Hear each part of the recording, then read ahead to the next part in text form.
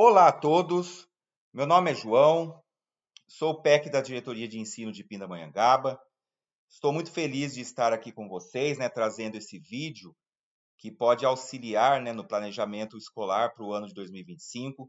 Nós estamos num momento, de início realmente, Esse é o nosso primeiro contato. Aproveito a oportunidade e já deixo o meu contato do e-mail. Em breve nós teremos um grupo também de WhatsApp, então aguardem que em breve vocês receberão informações a respeito desse grupo.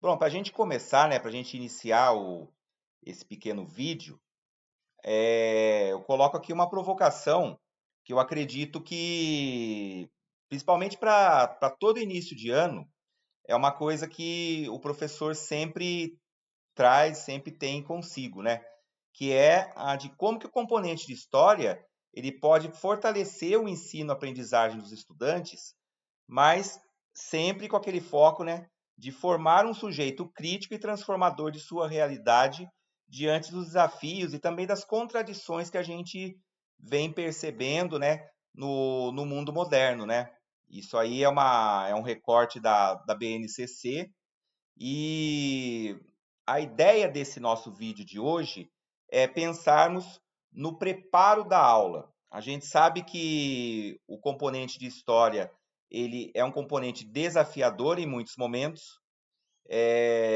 que esse nosso papel enquanto sujeito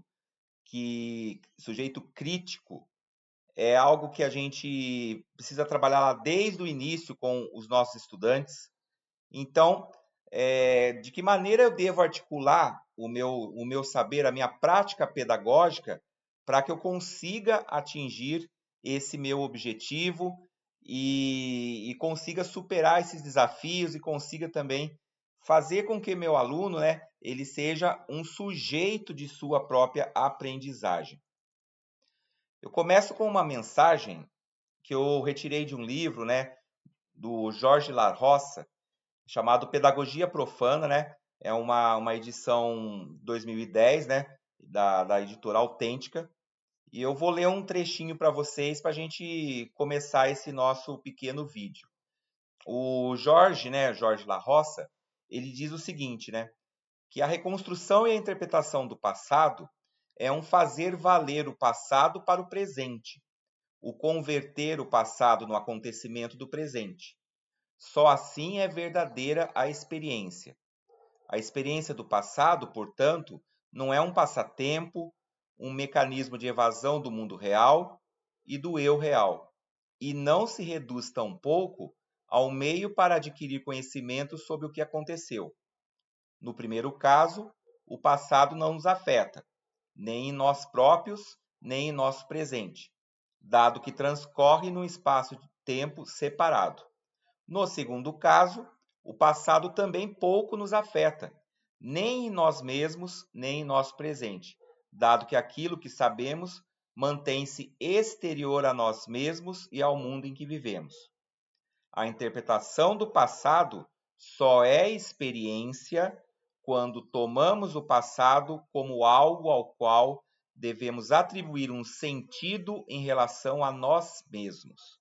Então, esse trecho aí que eu trouxe para vocês é bem comum, quando a gente começa a lecionar com os nossos estudantes, especialmente os alunos de sexto ano, lá dos anos finais, eles perguntam, professor, por que eu preciso aprender história? Afinal de contas, é uma série de fatos, é uma série de acontecimentos que aconteceram há décadas, há séculos, há milênios atrás. Então, por que isso, Então, essa provocação é justamente no sentido de que a gente, olhando para o passado, a gente muitas vezes consegue interpretar os mecanismos, as situações que hoje impactam o nosso presente.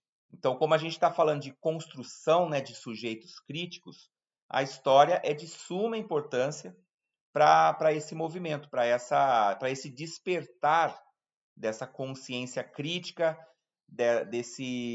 dessa criação de um sujeito realmente efetivo e transformador no mundo.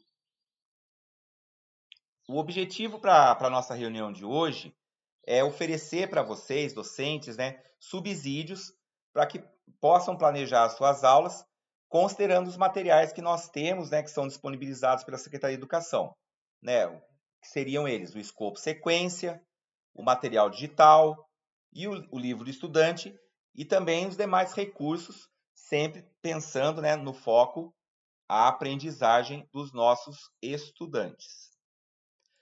Então, mais uma provocação para vocês, né?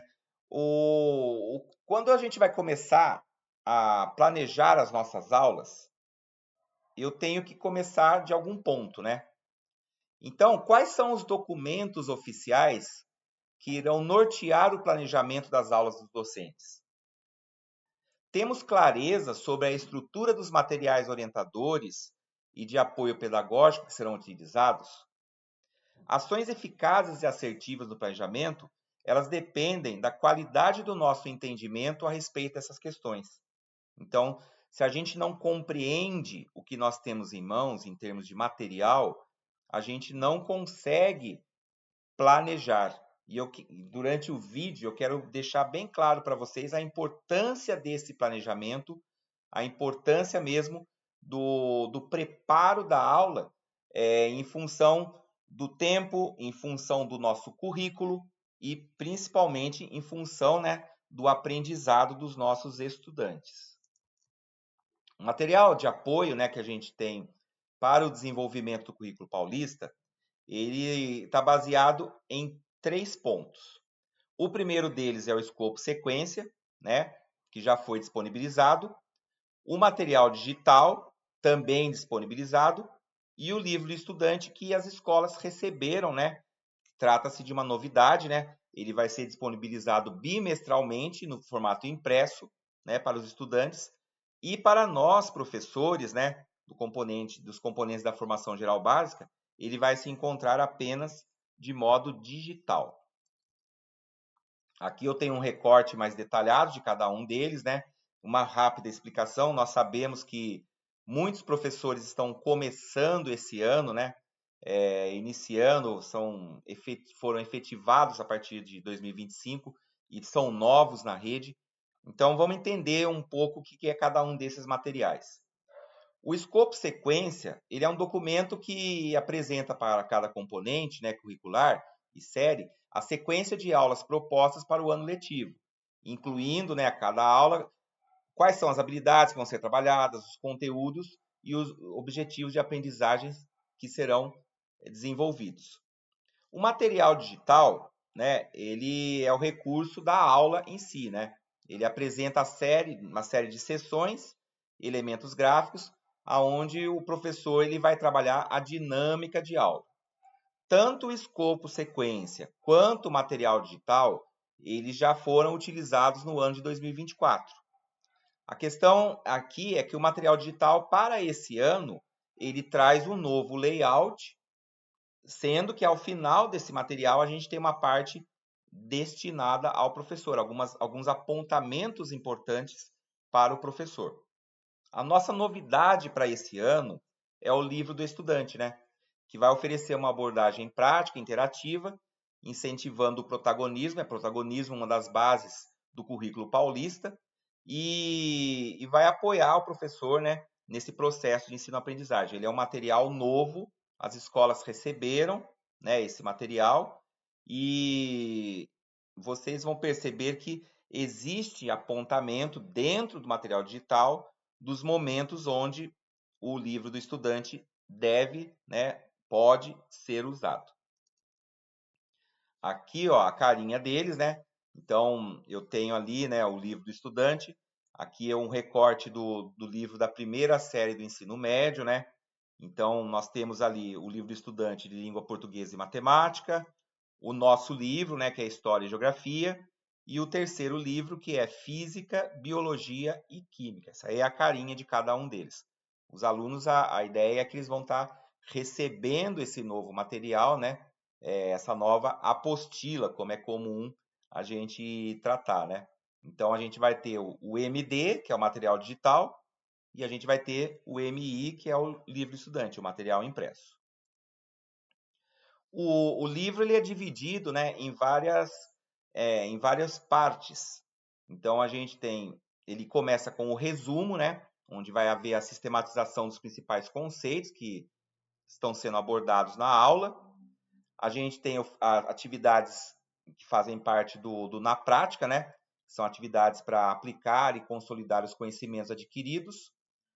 Ele traz também alguns exercícios resolvidos, né? Para que se tenha uma compreensão maior do processo e um maior desenvolvimento das habilidades.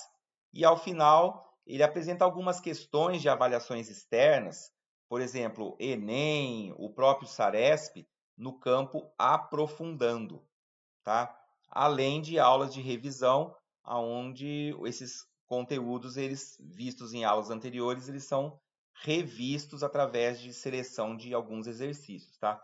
Então essa é a carinha do livro, né, do estudante. Como eu falei para vocês, para nós professores ele ainda vai ser disponibilizado no formato digital, mas ele já está presente aí nas escolas e os alunos, a ideia é que eles vão receber logo no início do ano letivo.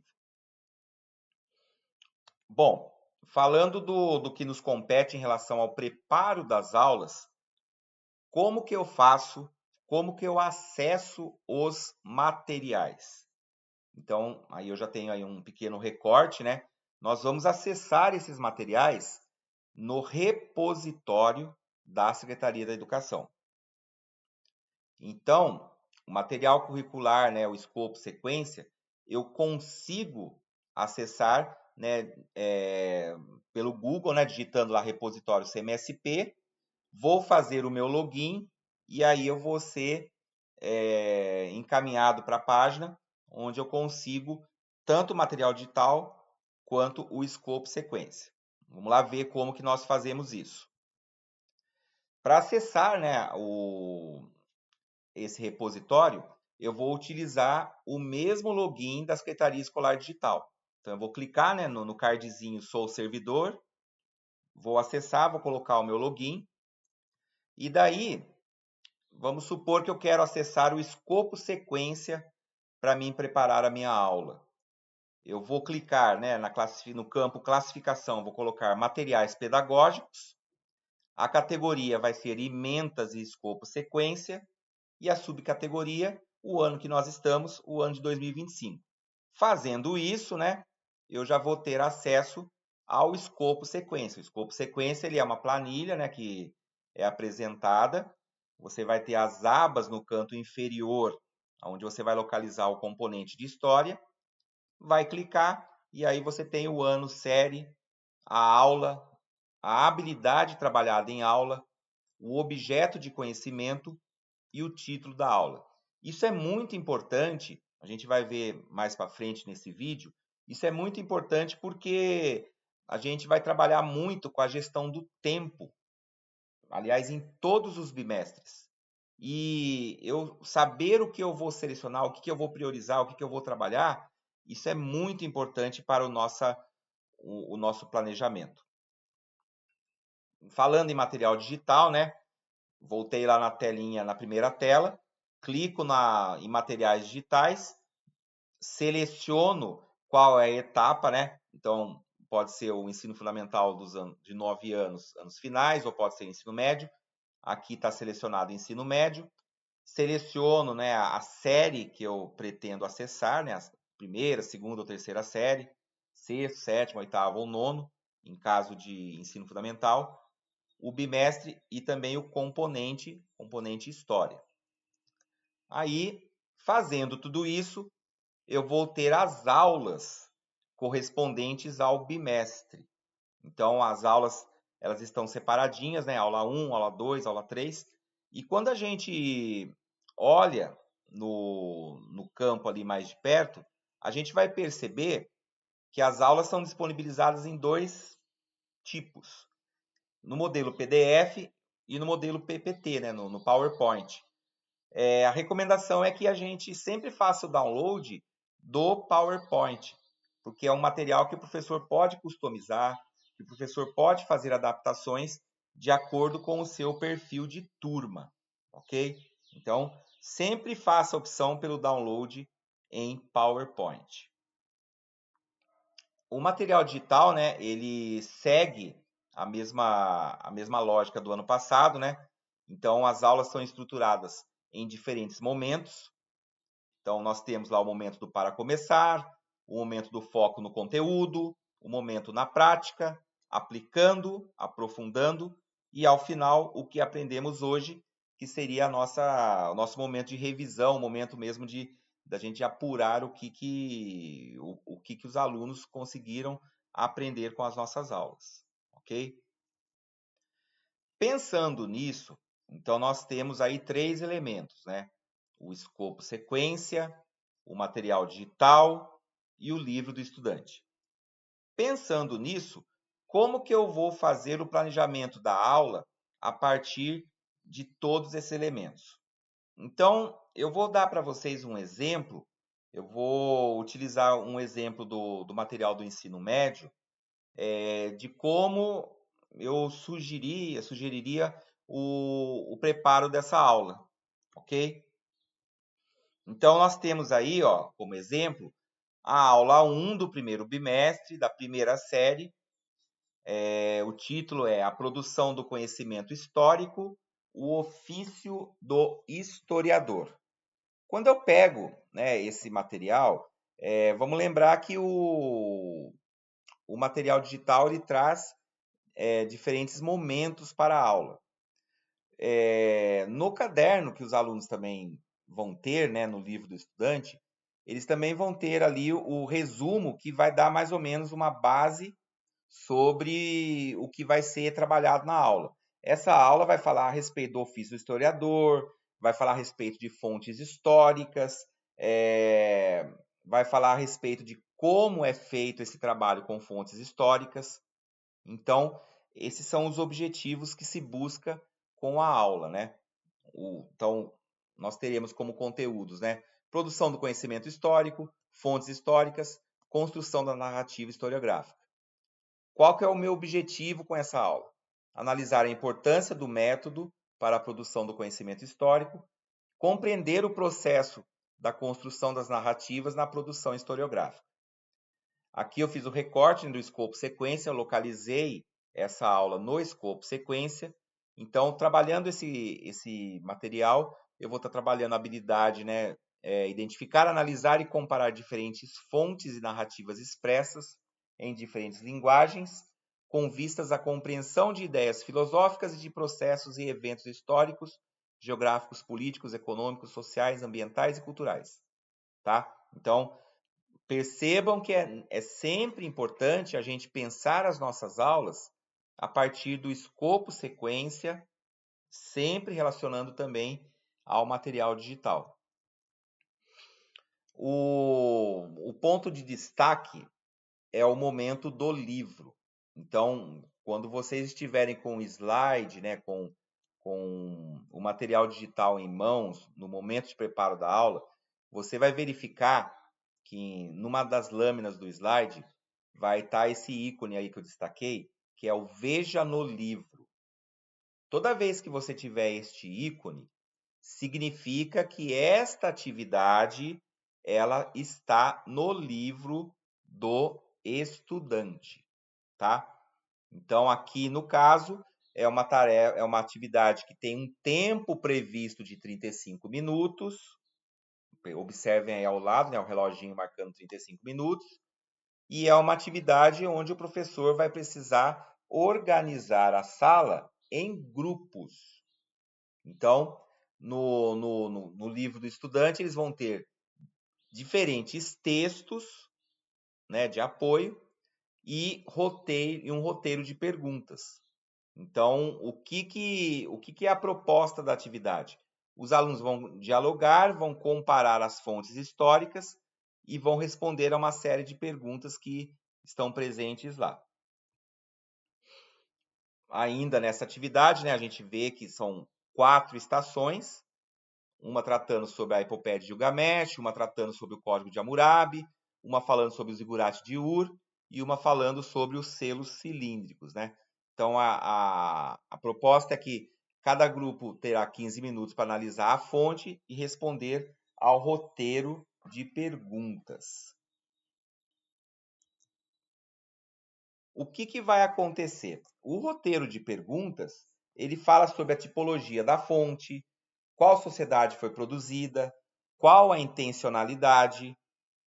Isso tudo, a gente sabe que ao final, quando o professor fizer o fechamento da aula, ele vai ter que ficar atento porque ele vai ter que guiar a sala a perceber essa importância da fonte primária, né? E relacionando-a com a sociedade e relacionando-a com a intencionalidade que o professor pretende. Ainda no material do estudante, ainda no livro do estudante, a gente vai encontrar o momento do aprofundando, que vai trazer para o aluno questões. Então, aqui, ó, a gente tem duas questões do Enem. Esse é o momento de encerramento da aula. Também ela está ligada à atividade que os alunos desenvolveram e ao que foi proposto pelo professor no início da aula. Uma coisa interessante, né, a gente pegando agora o material do professor, né, o material digital, eu falei para vocês que havia uma novidade esse ano, que era uma parte destinada aos professores. Então, no material destinado aos professores, existe a previsão de tempo gasto com atividade, além das expectativas de resposta dos estudantes. Então, é importante você, ao final de cada aula lá do material digital, você olhar essa parte que é destinada para professores, né? Onde cada slide tem lá um tempo de duração sugerido para a aula, e a partir disso você compor a sua aula. Então, nós vimos que no momento anterior a gente teria que dispor de aproximadamente 30 minutos da aula para que os alunos desenvolvam a atividade. Então, cabe ao professor aquele questionamento: poxa, eu vou aplicar isso em uma aula, como que eu vou fazer o meu preparo de aula para que eu consiga fazer começo, meio e fim para esta atividade? Mais um exemplo agora da aula 3, né? Também da primeira série, também do primeiro bimestre, né? O título da aula, Um Começo para Tudo, Como Conhecer as Origens da Humanidade. Essa aula, ela também propõe uma atividade, né? No livro, só que é uma atividade diferente. Ela é uma atividade onde os alunos vão analisar diferentes fontes relacionadas a um mesmo assunto. Aqui no caso, né, é o caso do Otzi, o homem de gelo, né? Então, eles vão preencher uma ficha de informações e no caderno do aluno, eles têm uma ficha descritiva dos elementos que compõem essa imagem, né? Então, vai desde os objetos, as vestimentas, os sinais do corpo, e o que se pretende com esta atividade. Eles vão analisar as imagens, eles vão elaborar perguntas, né, a partir do que eles conseguem extrair dessas fontes históricas, eles vão responder e a ideia é que os grupos vão trocar as questões entre si para que daí se faça um fechamento. Então é uma atividade que a gente tem ali o reloginho, né, no canto inferior dessa tela ali, reloginho prevendo uma atividade de 15 minutos. Então, mais uma vez, o professor, no momento que ele chegar neste momento da aula, ele precisa ter um planejamento bem assertivo por conta dessa gestão de tempo que é necessária. Ao final, novamente, né, no campo aprofundando, a gente tem duas questões, né, de avaliações externas, uma questão do Enem, uma questão do IBAD, onde o professor vai poder verificar, né, o que ficou realmente, o que foi apreendido pela sala. Lembrando que também nesse capítulo, o capítulo se inicia com uma retomada, com um resumo do que vai ser trabalhado. A aula 4 também eu trouxe para vocês, porque ela é uma aula que, quando eu estava preparando o material aqui para para este vídeo, ela me chamou bastante atenção, porque é uma aula que ela exige um tempo de preparo da nossa parte um pouco maior. Por quê? Porque a gente vai trabalhar continua trabalhando com fontes, e a gente vai trabalhar diferentes vestígios humanos, tá? E a proposta de trabalho, um trabalho proposto, assim, sugerido para 25 minutos, é que se faça estações, né? E a famosa metodologia de rotação de estações, tá? Os alunos, cada grupo terá uma estação, cada grupo é uma estação, cada estação vai trazer uma informação, e a ideia é que eles vão percorrer as diferentes estações, retirando, né, aferindo as informações que cada uma delas possui. Então, olha, na estação 1 é trabalhado uma biface de pedra lascada, e aí a gente tem as perguntas, né, relacionadas. A estação 2 é a imagem da Vênus de Willendorf, também com perguntas correspondentes. A estação 3 são as pinturas rupestres de Lascaux. A estação 4, a cidade neolítica de Çatalhöyük. E a estação 5, sepultamento de uma família. Todas trazem questões, né? Isso tudo está no livro do estudante, e essas questões devem ser respondidas por eles durante esse momento onde eles vão percorrer as diferentes estações.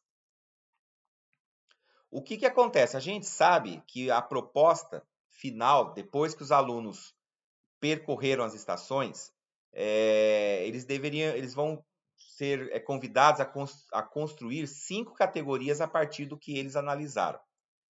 Então, as categorias são alimentação e caça, trabalho e tecnologia, agricultura e sedentarização, práticas funerárias e religião, simbolismo e espiritualidade.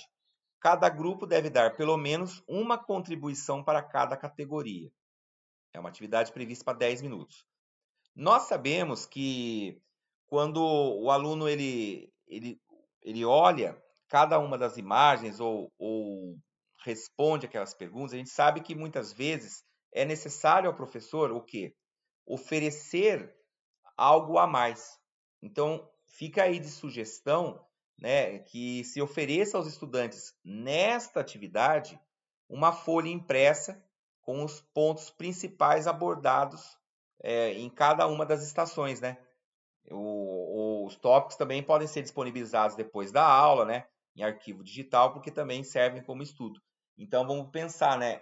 Eu vou lá no meu momento de preparo de aula, eu sei que vai ser abordado o tema da Vênus de Willendorf. Vou até colocar aqui para vocês as questões que são feitas para os estudantes. Então, é feita uma questão lá sobre quais aspectos da estatueta sugerem que ela estava associada à fertilidade.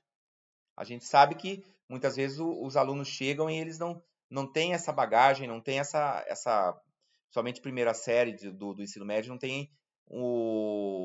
não tem essa bagagem para responder essa questão, e principalmente para esse momento da aula classificar essa Vênus como como uma categoria de simbolismo e espiritualidade.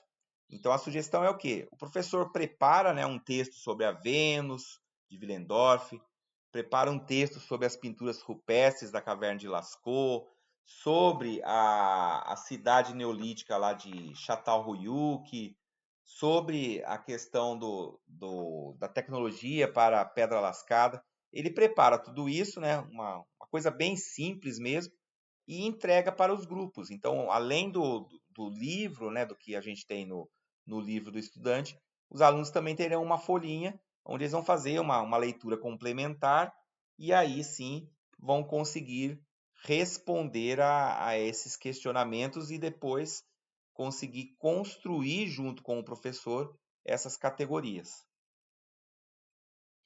Então, ó, percebe que todo o planejamento do conteúdo ele é desenvolvido ao longo do bimestre a partir desse movimento que eu apresentei para vocês.